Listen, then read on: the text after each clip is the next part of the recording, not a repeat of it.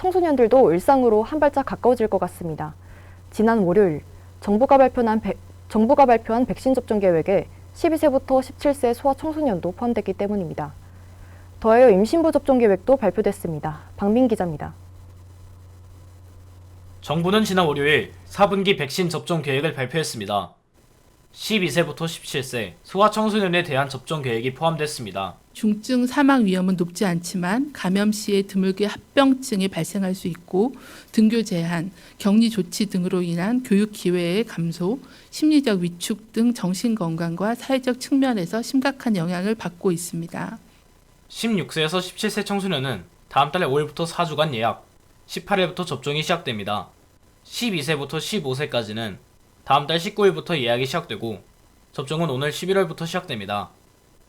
청소년이 접종받는 백신은 식약처 검토에 따라 화이자 백신으로 결정됐고 1차 접종 후 2차 접종까지 접종 간격은 3주입니다. 임신부 접종 계획도 포함됐습니다. 임신부는 다음 달 8일부터 예약을 시작하고 18일부터 화이자 또는 모더나 백신을 접종받습니다. 백신 사전 예약은 사전 예약 홈페이지를 통해 진행되며 본인이 예약하기 어려운 경우 보호자나 지자체 콜센터를 통한 대리 예약도 가능합니다. 대심이 박민입니다. 조금 더 자세히 이야기 나눠보도록 하겠습니다. 박민 기자 나와 있습니다. 어서 오세요. 드디어 저희도 백신을 맞을 수 있게 됐네요. 기존에 청소년이 맞을 백신은 없었는데 이번에 청소년이 접종 대상에 포함됐습니다. 이유가 뭐라고 하던가요?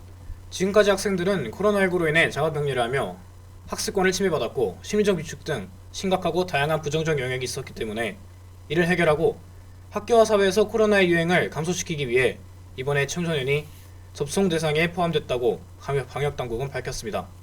네, 청소년들은 화이자 백신 접종이 진행된다고 했는데 다른 백신과의 차이는 뭐고 또 화이자가 결정된 이유는 뭔가요?